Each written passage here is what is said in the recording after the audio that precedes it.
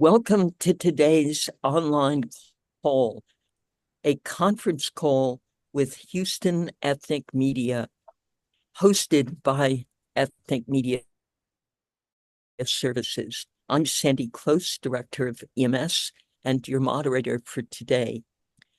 Our conference spotlights the first of 3 Houston Ethnic Media briefings about the 2024 elections. Who votes? How big is the ethnic vote? What are the long-term voting trends? These are the broad themes we're looking at today. This first of 3 briefings will feature 3 experts who will map the landscape of voters in Greater Houston and at the state level, dive deeper into the role of ethnic voters, and provide an overview of long-term voter engagement trends. We are holding this briefing online rather than on site to accommodate the power grid disruptions earlier this month. We look forward to resuming our on-site briefings in the coming month. Our speakers today include Renee Cross, Senior Executive Director and Researcher at the Hobby School of Public Affairs, the University of Houston. Hector DeLeon, Senior Advisor, Governmental Affairs and Public Engagement, the Harris County Clerk's Office. And Michael Adams, Director, Master of Public Affairs of the Graduate Program at TSU's Barbara Jordan Mickey Leland School of Public Affairs. And these quick snapshot summaries don't do justice to the extensive expertise and careers of our 3 speakers. We will be sending you longer bios of each speaker after today's call. A note of thanks to the Houston Endowment for supporting today's conference, and to all of you for joining us. We'll be sending a recording of the session, and if you have questions for the speakers, please enter them in the chat. We encourage our speakers to monitor the questions on the chat and respond as you think will be most relevant to your field. We start today's briefing with Renee Cross. Ms. Cross, welcome. Thank you for laying the foundations for today's briefing. Absolutely. I'm happy to be here. And please don't call me Miss Cross. Just call me Renee, everyone. Okay. Will do. But at least you didn't call me Mrs. Cross. That was an evil mother-in-law. But I digress. Most of you guys, if not all, I believe, are very familiar with the political landscape in Houston. So some of the things that I may discuss may be a little bit redundant, but I'm going to go ahead and set the stage for my colleagues, Hector and Michael. As you guys know, Harris County is huge by any measure.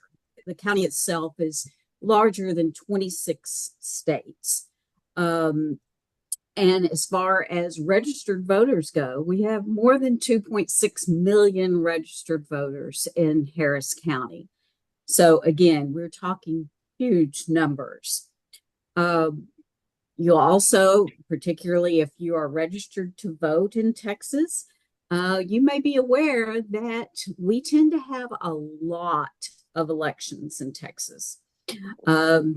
I could spend a whole hour talking about why that is, but we'll save that history lesson for another time. But in the Harris County area, just in the last 8 months, we've had 6 elections, and Hector can correct me if there was a 7th one that squeezed in there. But that's a lot of elections in a short period of time, and it's a lot of responsibility that we put on our voters. As such, we oftentimes are disappointed in our voter turnout. For example, in fall 2023, we had an open mayoral seat, which is a pretty big deal in Houston. And even with that open seat, our voter participation rate was at 22%.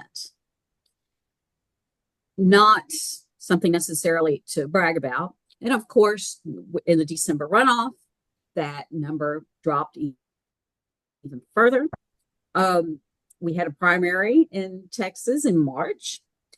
And again, numbers don't look really good. And I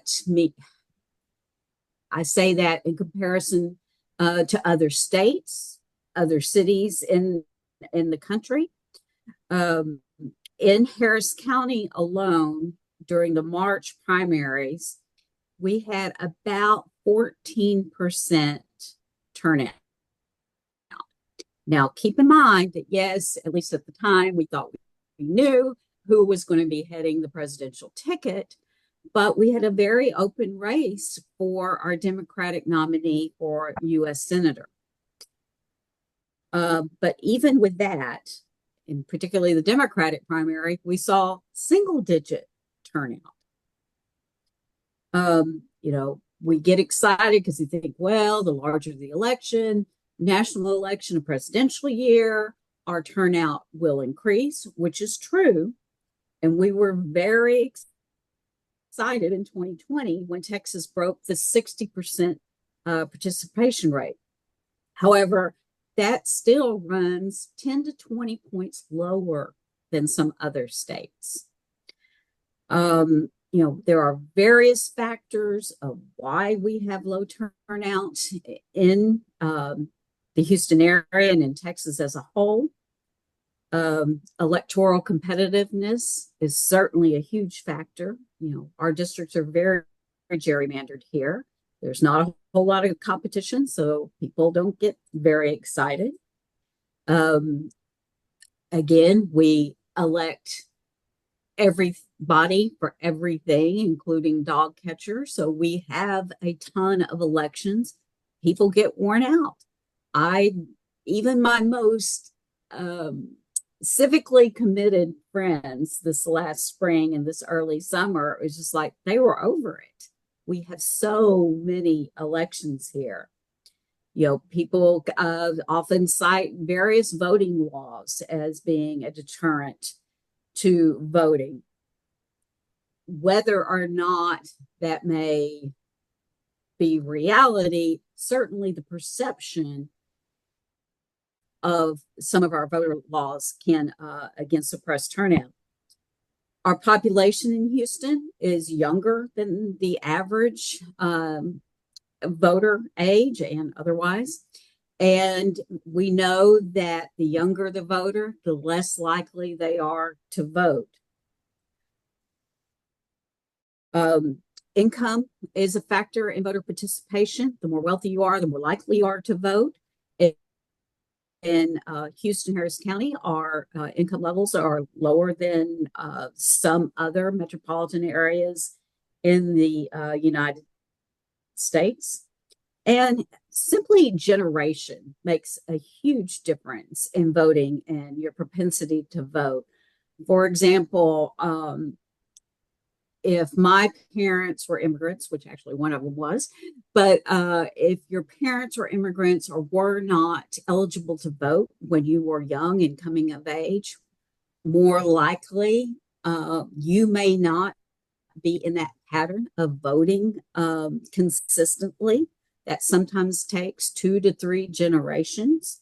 And of course, as we know, and a fact that we're very proud of, Houston is the most diverse city in the United States. So we do have a lot of immigrants, a lot of first generation Americans, a lot of naturalized Americans.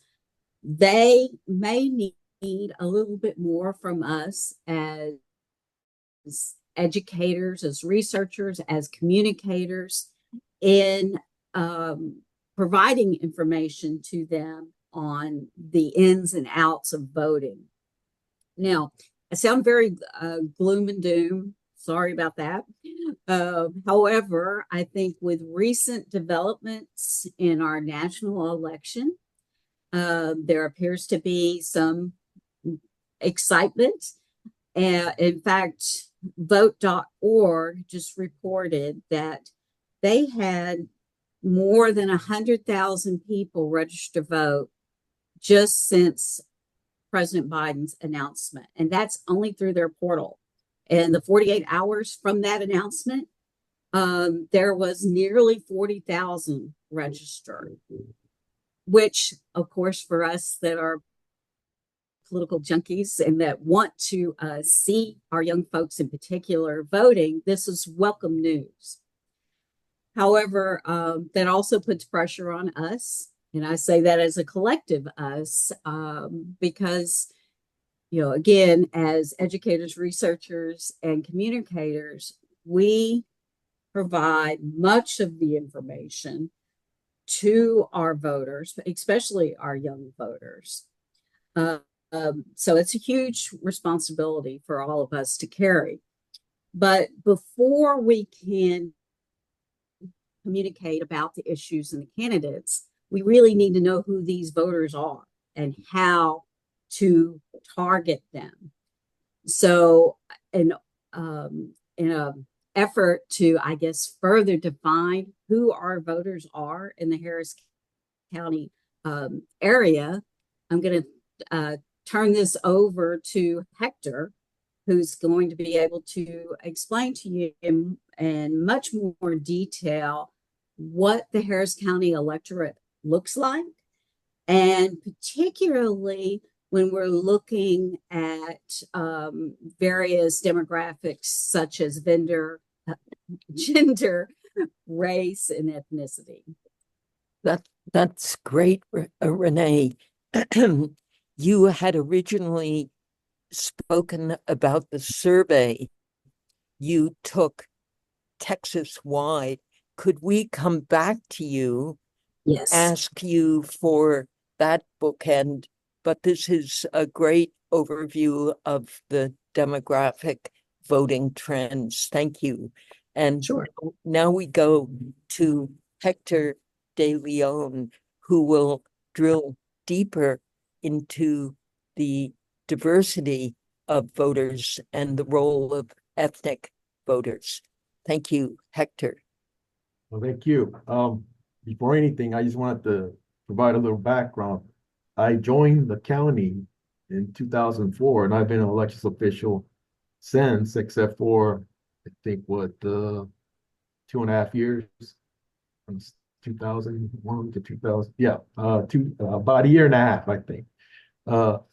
And prior to working with the county, I worked in the community for 15 years. I actually led the educational fund for the National Association of Latino Elected and Appointed Officials, which is the acronym in NALEO, here in Texas. So I led it for over a decade here in Texas, based in Houston. So I worked in engaging the Latino Hispanic community, Houston, surrounding area, and throughout Texas, helping legal permanent residents apply for citizenship. So I started a mobilization program in conjunction with Univision, and I work with Telemundo too, to engage the Latino community in voting, or at least to provide the rudimentary elements of voting. When do you register? What kind of methods can you utilize to vote in Texas? Mail, early voting, election day voting. So we created a program to do that.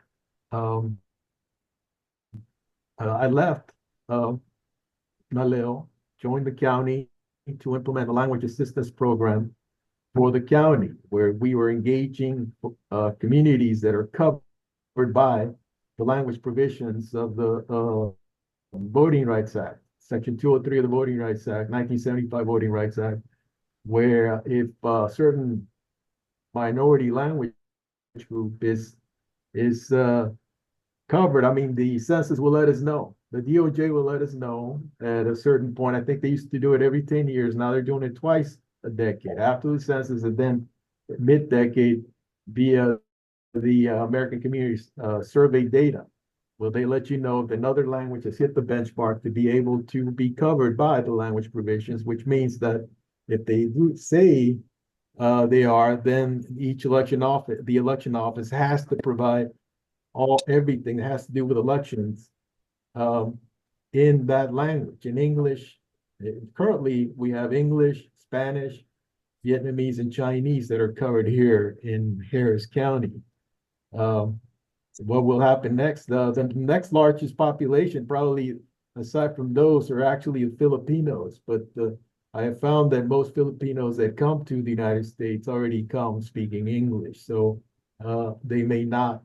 In fact, one of the largest communities, the largest Southeast Asian community in Harris County is actually the Indian population, but they have not met the benchmark that is required to be able to provide the ballot in a specific language because, again, most of the folks probably that immigrate from India, many of them, probably a majority of them actually speak English. As we know that the English colonized India and they still, that's the remnants of that most of them speak English when they come to the United States. So so I've done a lot of research pertaining to people who are registered to vote in Harris County because it was part of our language assistance program. The DOJ provided us with surname glossaries where we had to find out where the Vietnamese surname registered voters were, the Spanish surname registered voters, Chinese surname registered voters. So then we could target them to provide the essential information that is needed to access the voting process. So from that, I can tell you that I've run queries, and most recently, the July voter roll here in Harris County shows that Spanish surnames comprise 25% of the registered voters here in Harris County. Asian, in general, Asian surnames comprise about 5%. So that's like 30%, going on maybe 31%. So that means the rest of the registered voters are not English, not Spanish surnames and not Asian surnames, which is still substantial, but it broken up between other groups like African Americans and what the census called white alone population. So at this point, one of the things that we need to know from doing that, and people will say, well, if you're familiar with Harris County in Texas, there's always a mistake that is made by, I don't think the media necessarily makes it, is that the way the Hispanic leadership and other political analysts or election analysts talk about the electorate. And what they do is they begin by citing population. Harris County's population is 45, going on 50%. Harris County's Hispanic population is about 45, going on 50% of the population here in Harris County. So everybody always emphasizes that number. So what that does, and has been doing since the census introduced Hispanic into the census form, is that immediately everybody thinks that that percent of population actually reflects the size of the Hispanic electorate. And that narrative, that premise, since it started, is completely false, is wrong. The idea, and it is something that is very important for ethnic media, the metaphor of the sleeping giant is not only derogatory, but is wrong. It is wrong because Latinos may be 45% or 46% of the population here in Harris County, but of the citizen voting age population, it is 32%, according to the American Community Survey. In Texas, it's 32% also.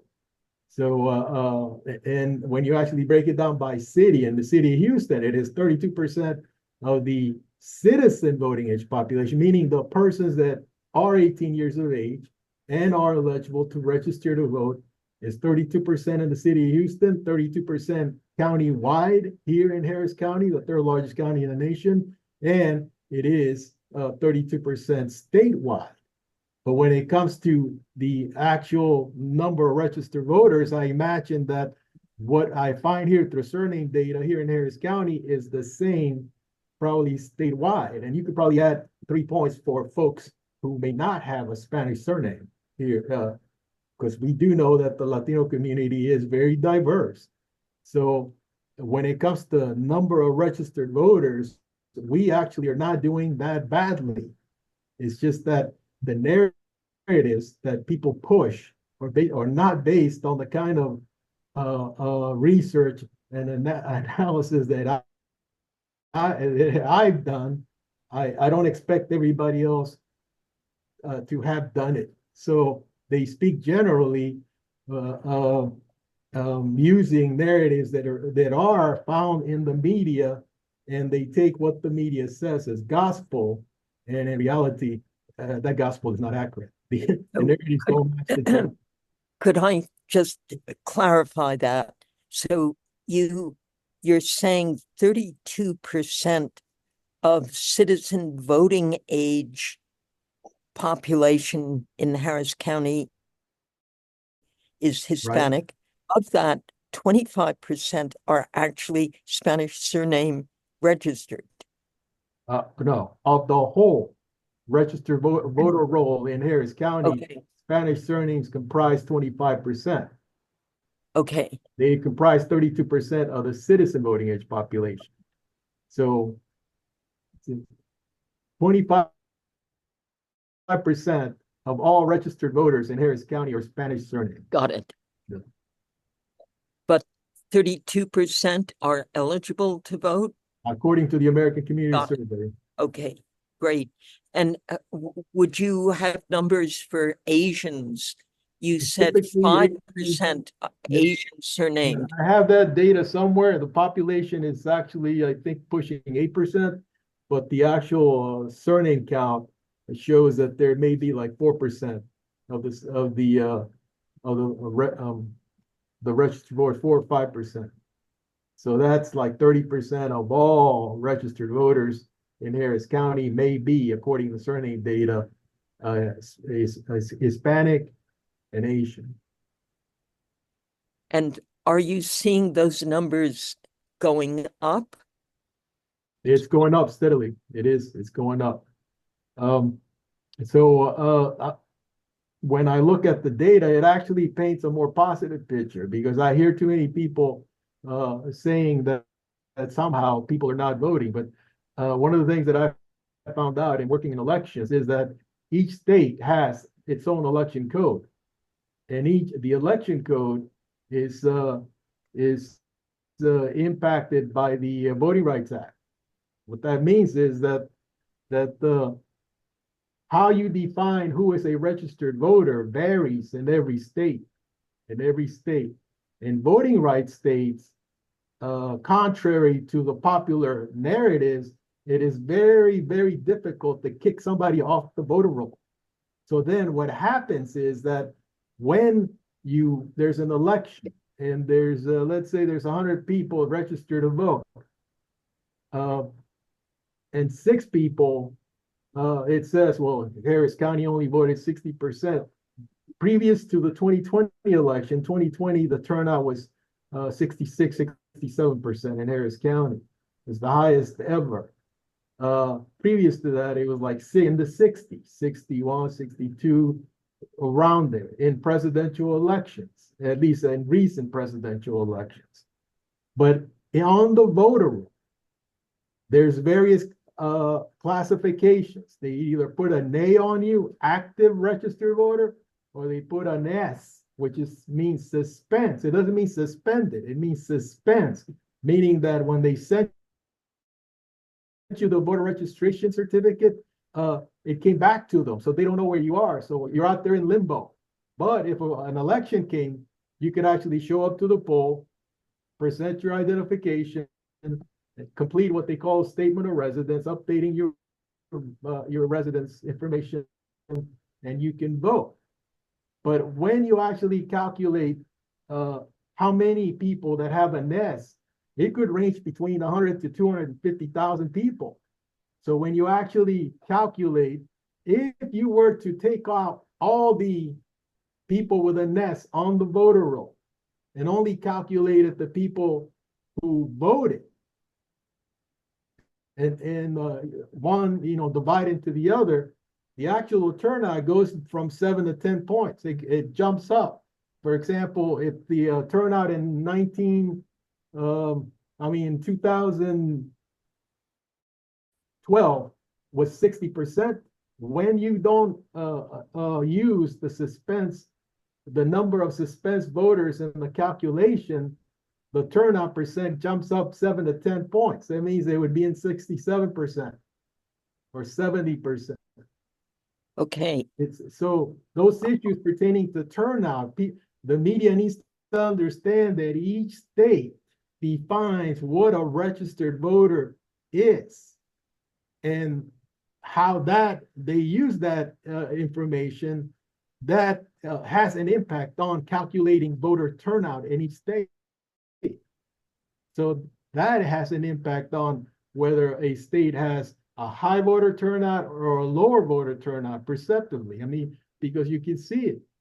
And it also it tells you a little bit about each state. For example, you go to LA County or Harris County, their voter turnout is going to be lower. Why do you think? Because the largest plurality of their population, half of it is eligible to vote. Right. That's really a very important theme that you're introducing, that our narratives are often completely out of sync with the actual data. So let us come back to you. I want to go to our third speaker and then open this up for real discussion and conversation. Thank you very much, Mr. DeLeon. Hector. Now we go to Michael Adams with the Barbara Jordan Mickey Leland School of Public Affairs at TSU. You need to unmute. All right, I'm done. Yeah, thank you for having me today with this interesting audience. And I have to say from the outset, you could not have selected a better panel, because the two individuals who are here, they drive and they give my work a lot of credibility. And what I will focus on in this presentation, we're talking about trends in terms of voting. I will look at the African-American community through the lens of the last two mayoral elections or municipal elections. And again, Hector is my resource for a lot of the data in terms of the percentages, who's voting, in terms of the demographics. And he shared with me in terms of looking at the zip codes, for example, and 95% or more of the minority or Black population, where Blacks are the majority, voter turnout was down by 21%. But the caveat is that Hector has already mentioned the community surveys may not always be accurate, because we've had population shifts, in particular as it relates to African Americans voters. If you take the Houston areas, we've seen a lot of movement of Blacks to Fort Bend County, out of the city, and also to Brazoria County. Now, what does that portend in terms of voting trends? Well, I think there will be some externalities or carryover effects that will impact those areas in terms of the movement of more Blacks into Pearland. You can expect to have more people of color, or Blacks in particular, who may be elected to office, because again, we have to look at percentages. And there's the whole notion of descriptive representation or substantive representation. And over the years, we've looked at the districts in terms of the population. If it's at a certain population threshold, 6%, for example, It's a good place where there's a safe or a good possibility that a Black candidate or a minority candidate from that ethnic group can be elected. So that's there. Similarly, I think we see some trends, and I want to look at the city of Houston and also the APEC, the Asian Pacific Islander community. We have, I think, 3 city council districts that we need to pay close attention to, and Hector can come back and give us the data in terms of who's voting. But if you look at District F, that is represented by Tiffany Thomas, well, you can't say she's a Black woman, but she has to have what I would label as some crossover appeal. And if you look at some of the policies and some of the issues, whether it's transportation, the same thing I would say for City Council Member Pollard, who represents District J. That district, you can't say that's a solidly Black, although he's an African-American person. You will hear him arguing for a kind of international kind of community. You may recall when the mayor came out and said, we don't need to run metro buses in this area because something about the Galleria, but Pollard came back. And so you will see these candidates shift based upon the shift in voting patterns to articulate certain things. You could suggest that substantive policy will shift as opposed to having a minority or a Black agenda. You have to appeal to a wider group. And I think that's important. The same thing could be said for District K in terms of Martha Tatum, who is, I think, is the vice mayor, and certainly having that kind of appeal where you can appeal to a broader base that expands the base for what we've seen in terms of the Black elected officials. And I think that needs to be pointed out if we're going to talk about trends.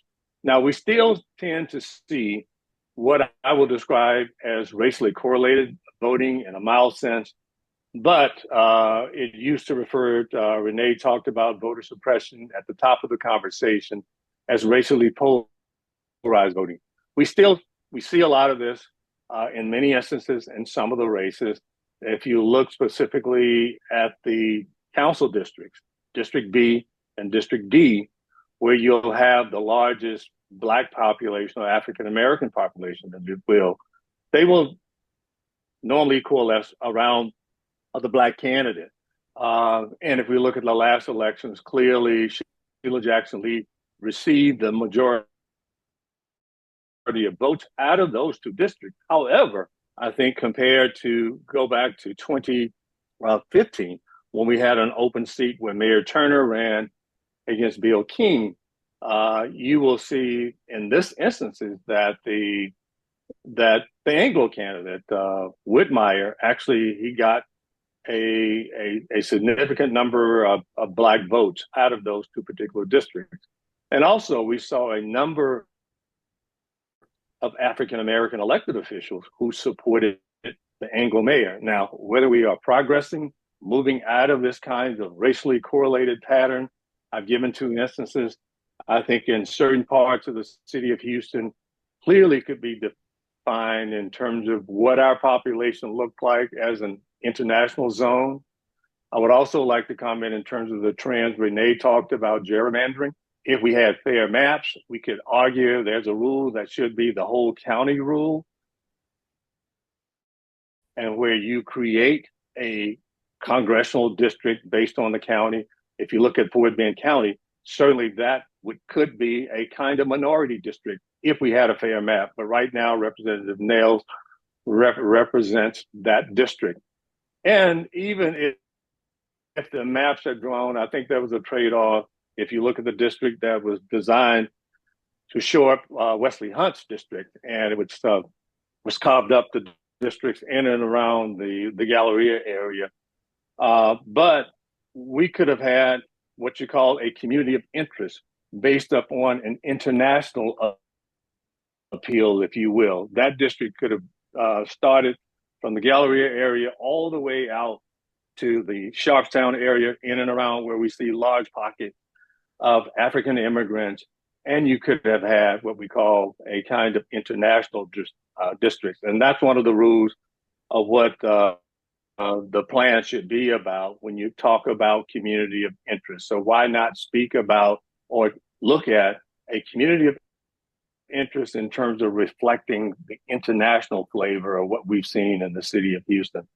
So I think we've gotten beyond the point of hopefully whether it's positive to talk about descriptive representation or even symbolic representation, where we would talk about whether or not there are public policy issues that are there, whether we're looking at the municipal level in terms of ordinance and impact. Now, the other thing we have to talk about in these games, we know that in the metropolitan areas of the state of Texas, if you look at the Houston Metroplex, or if you look at DFW, the Metroplex, and in and around the San Antonio area, everything else outside of that is basically what we could describe as being ruby red. And we have seen this impact in terms of looking at the legislature. And Hector works in an office where they came back and they have to take on the election. But we had an election administrator, regardless of your position on that. But we saw the state legislature come back and enact a law, for example. So we have seen gains within the municipalities, and also some of the things that, quote unquote, where some people will define as progressive, again, based upon where you stand on the political spectrum. And I'll leave that to you. But we've seen this battle between Austin and these areas where we see large populations of minority or ethnic people living, and where they have the population numbers to elect a majority of the county commissioners court or have a majority that's representing their interests on city council. I'll stop at that point. Okay, well, thank you very much. And this is a perfect segue to go back to Renee with the voter survey you and colleagues just completed on Texas as a whole. How would you sort of describe the landscape of voter participation in Texas as a whole based on your last survey, and any information you can break down, in fact, any of our speakers, on the Asian American, Pacific American vote would also be very helpful. First of all, let me tell Michael, jump in anytime here. This recent poll is a collaboration between University of Houston and Texas Southern. And Michael and I worked together on this survey. This survey was fielded in late June, last week of June. And, you know, there's been a few things that have happened since then. So keep that in the back of your mind when I discuss some of these results. Looking, again, statewide, former President Trump garnered 49% support compared to 40% for Biden. This is exactly the same numbers that we saw back when we did this survey in January. So there wasn't a whole lot of movement there. Again, this is the last week of June. Now, when we looked at the U.S. Senate race, Senator Cruz was leading at 47% against Colin Allred at 44%. So we have an incumbent senator at only a 3% advantage. I should point out that the margin of error for this particular survey is 2.5%. So, you know, our new Democratic nominee is certainly providing some competition for Senator Cruz. The top issues statewide are, to our likely voters, are immigration, the economy, and inflation. When we break down these opinions by favorability, and this one I can go into a little bit more detail about Kamala Harris.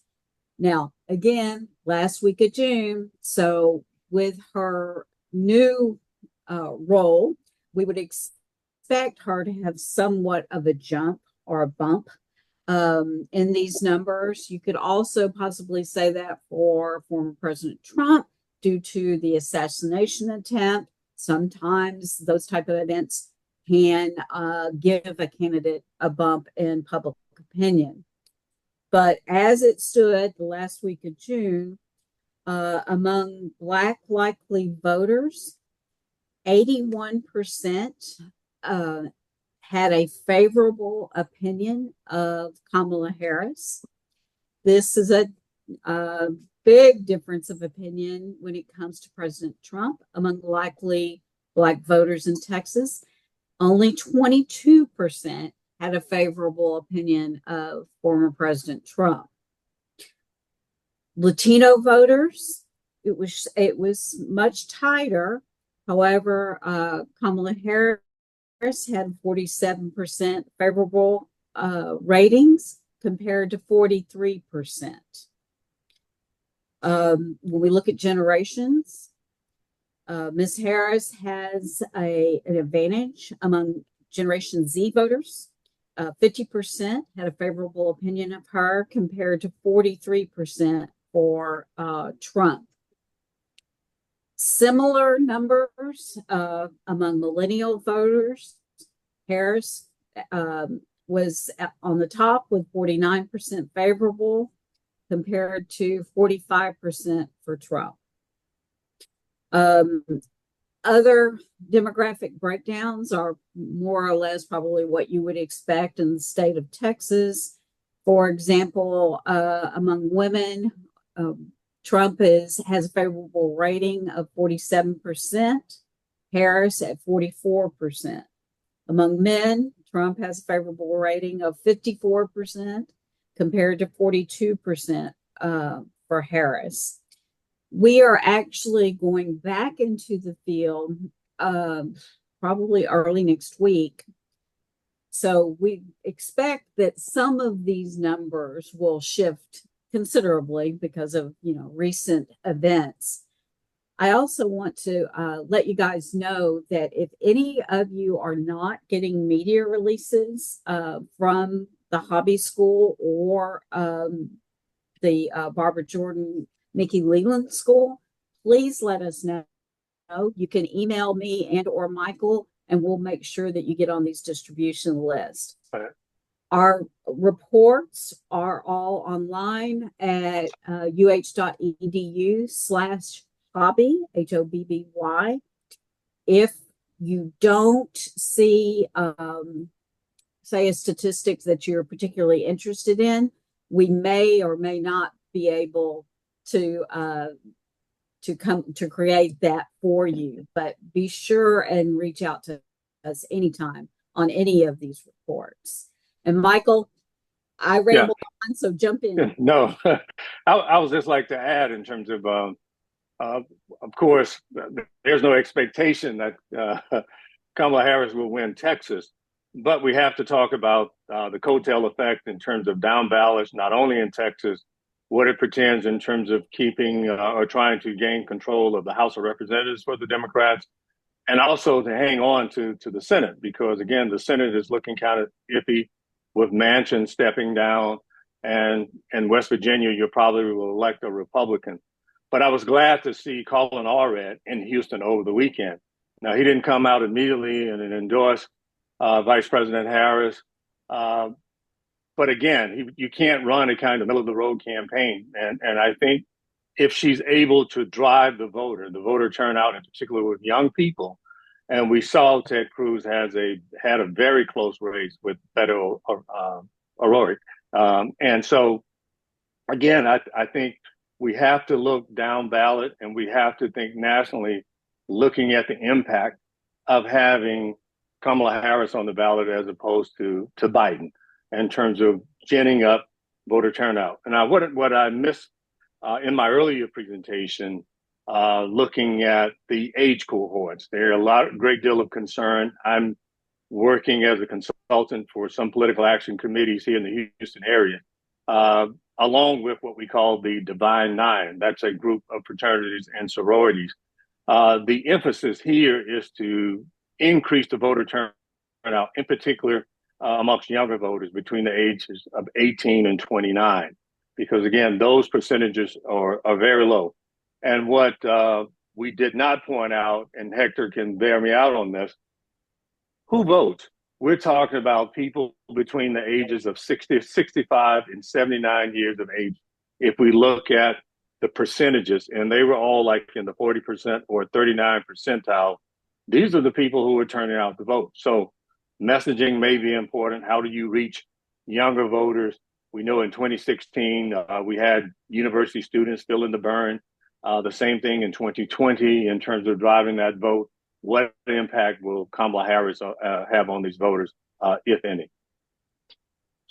I'd like to ask Hector, in terms of identifying who votes, you have enormously diverse populations that fall into the category of Asian and of Black.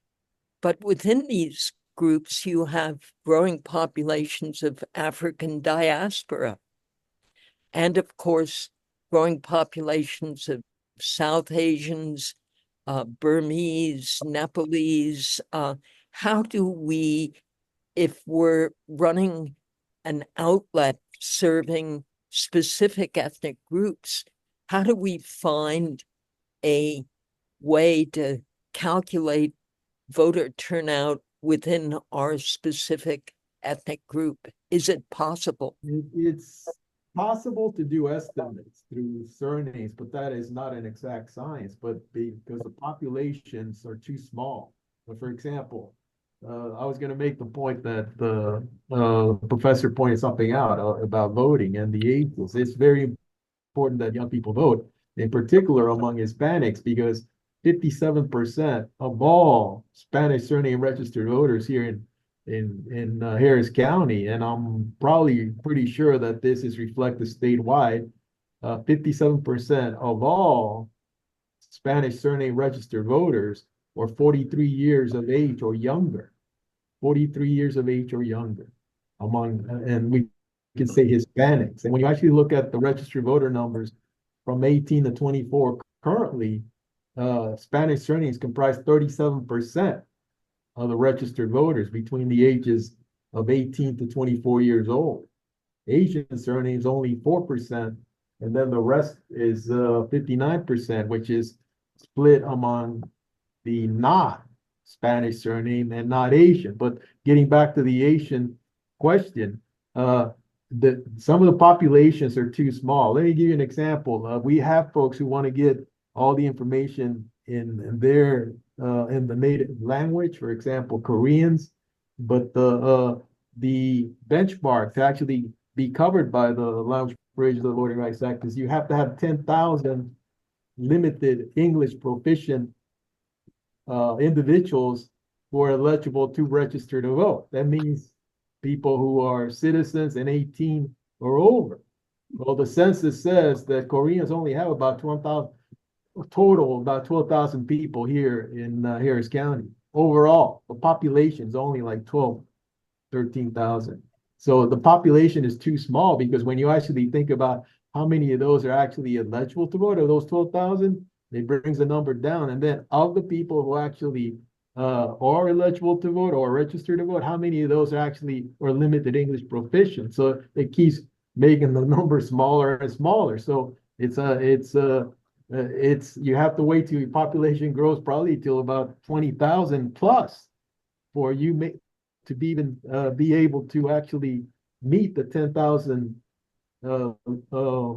citizen voting age population or limited English proficient to be able to qualify for to be covered by the language provisions of the Voting Rights Act. So the point is that these language minority groups are just too small, that the census doesn't conduct analysis of those populations, because the numbers are just too small. I think they have to comprise about 5% for the census to actually take a look. Yeah. So it's yeah, and they're very diverse. One of the things that I found, and I quickly have always paid attention to, that there's always certain groups that have this perspective that if they just get more people to vote from all of these groups, that they're going to be on voters, they're voters, that somehow that the people that are not voting are all going to be either on the left or on the right. And I'm not sure that's actually accurate. And there's also a narrative that has been carried out since I did some research and read and found that 1968 presidential election was the first election where the African American community voted in large percentages for the Democratic Party, 88%. And I believe that because folks who are not minorities, that they looked at Hispanics as an emerging population, and they just assumed that Hispanics were going to vote at the same level for one party as the African American community, who tends to be the most loyal voters for the Democratic Party. And as it turns out, the Hispanics have a different history, and the diversity of the recent immigrants within the last 30, 40 years is increasing. The diversity of the Hispanic community, not just here in Houston, but across the nation, makes it very difficult for them to be able to respond or a message to resonate among all of them. It's a challenge. People need to do more research to figure out how to convince them that to go one way or another. Well, thank you. We have time now to go back to each of our speakers for what is perhaps the most challenging question, which really is to try to help us as ethnic media to know how to cover this very diverse and complicated landscape of voters. And Renee, you and in fact, all our speakers have referenced the impact of gerrymandered districts, which tend to discourage competition and therefore discourage turnout. The presidential elections in 2024, November, may overcome this discouragement at the state level. Alternatively, there's tremendous interest in the down ballot election. So I guess what should we be looking for as ethnic media in trends, long-term trends in ethnic voter turnout and its impact on Harris County, Houston, and overall Texas? And start with Renee. Well, Harris County and certainly Texas as a whole is a majority minority entities. So our voters, are mostly of color, at least our potential voters. Our job is to make sure that we get the accurate, data-driven information out to those voters. And part of that is through local media, particularly when we're looking at those local elections. So I certainly invite anyone, any reporters to reach out to us. We are available. We can do interviews or help with data collection or analysis. I feel like, any of us on this panel, as well as our colleagues at UH and UHD and TSU and Rice, should be used as resources. That's a wonderful invitation.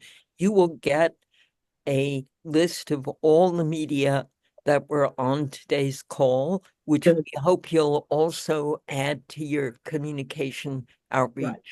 But that's terrific. So, Hector, what are you advising us to watch carefully so we avoid the mistake of buying into narrative as opposed to watching very specific data of registered citizen voters? Probably just to follow up on what Renee said is that you have to do a little research. What we're doing right here. Yeah, reporters need to do some research pertaining to what has happened in the past to be able to place in context what happens in the future or what's happening now. If you actually did surname analysis of Spanish surnames, you would find that for every presidential election going back to 2004, when you track it, that the number of Spanish surname voters has grown. It has grown just because obviously the population has grown, the citizen voting age population has grown, but even the turnout has grown. Here in Harris County, the turnout in 2020 was 59% for Spanish surnames. Previous to the previous election, 2016, it was 53%, and before then, it was like 50%. So you see that you can actually, it's not a perfect science, but you can actually, you're using the same surname glossary that you used in 2004. You can track it, and you see that it's growing, and you would see that the picture that people paint is not as negative as people make it out to be. There's progress. There's progress that's taken place among minority language communities and engaging them and actually them coming out to vote. But in the end, we need to understand that what drives turnout is what's on the ballot, what's on top of the ballot.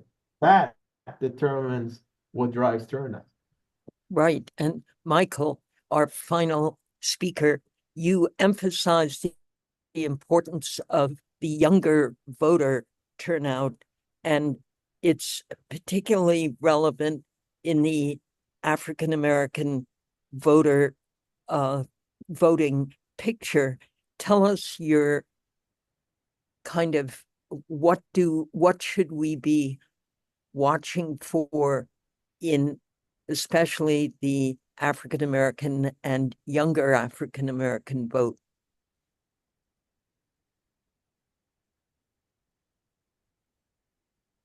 Michael, you're on mute. Sorry. Okay, I apologize. I'm sorry. Sure.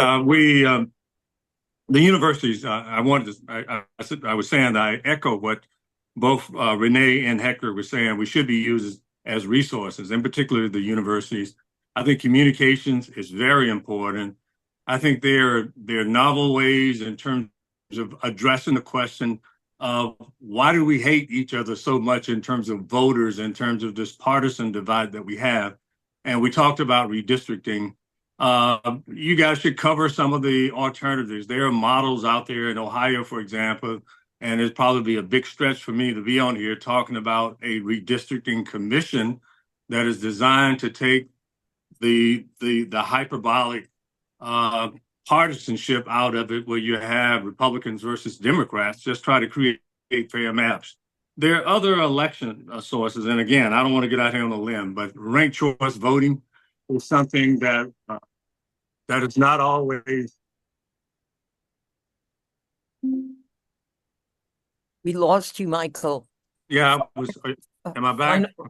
Final Yeah, 60-second pitch. Yeah, okay. Yeah, my pitch, that was an Amber Alert. However, that's why I went off. But again, I was mentioning ranked choice voting is something that's used in other states.